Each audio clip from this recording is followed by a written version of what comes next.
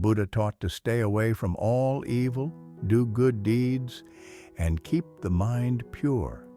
Science has proven that meditation brings many health benefits, such as reducing anxiety and improving emotions.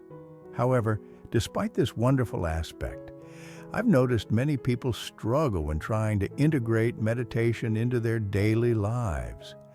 Although establishing new habits requires effort, meditation is an entirely different aspect, the tranquility of the mind.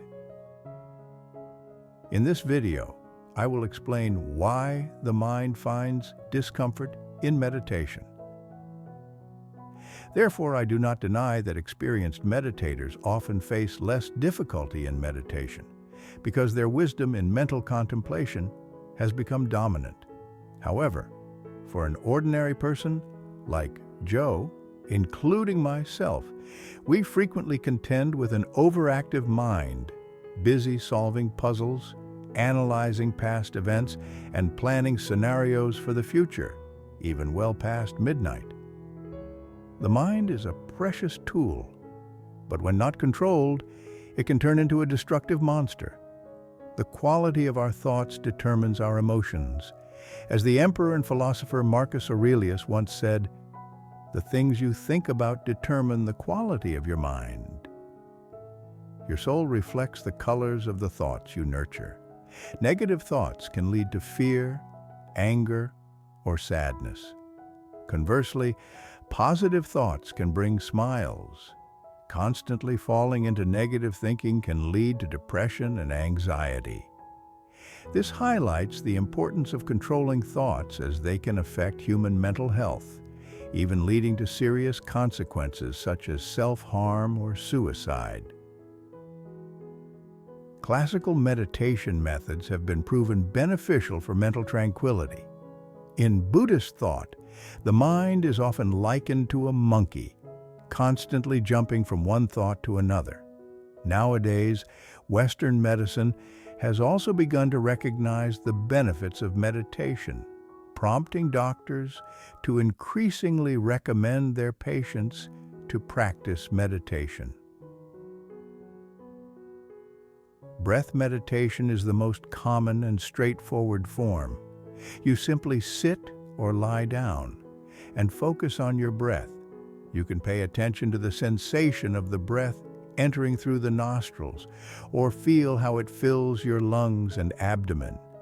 Additionally, you can concentrate on the moment between the inhalation and exhalation.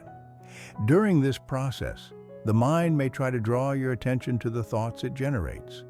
And when those thoughts arise, gently bring your attention back to the breath. Each time they reappear, refocus your attention on the breath. The true essence of this practice is not getting caught up in the thoughts, but simply allowing them to exist.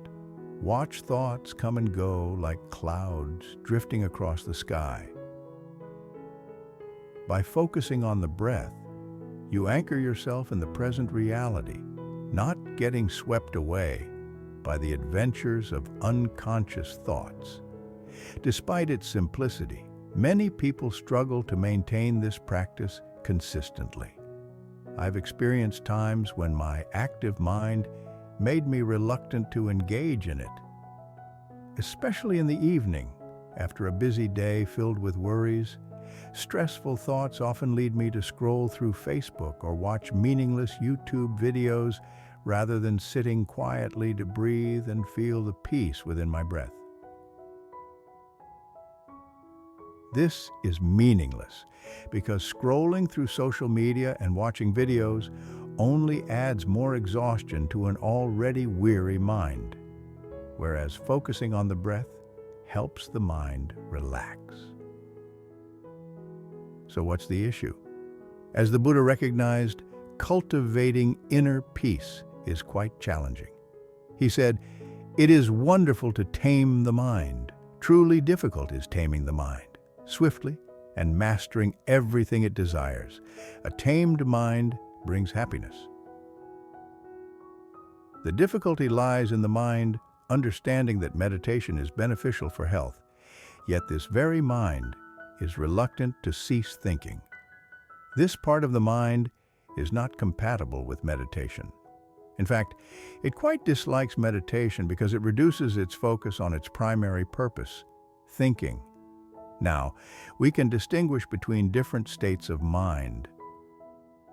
A therapeutic method based on mindfulness is called dialectical behavior therapy, DBT, applied to treat mood disorders, distinguishing three states of mind: rational mind, emotional mind, and wise mind. The emotional mind is a non-logical state, dominated by emotions and generating a highly subjective view of reality. Wisdom mind is the harmonious balance between the two states of mind. Rational mind operating based on facts and effectively engaging in planning and analysis. However, both of these states can exceed control. Wisdom mind is the ability to discern what is best for oneself. In times of turmoil, the quiet voice within the wisdom mind knows that the mind needs rest. However, the emotional mind always desires to fully immerse itself in emotions, whether it's anger, pain, or joy. In contrast, the rational mind constantly seeks to solve future problems and rearrange events in the past, but it gradually exhausts itself in doing so. The stronger the dominance of the rational and emotional minds, the more challenging it becomes to listen to the voice of wise discernment. Meditation is a method for integration and inner healing, despite often resisting being healed. This is why practicing meditation regularly becomes challenging.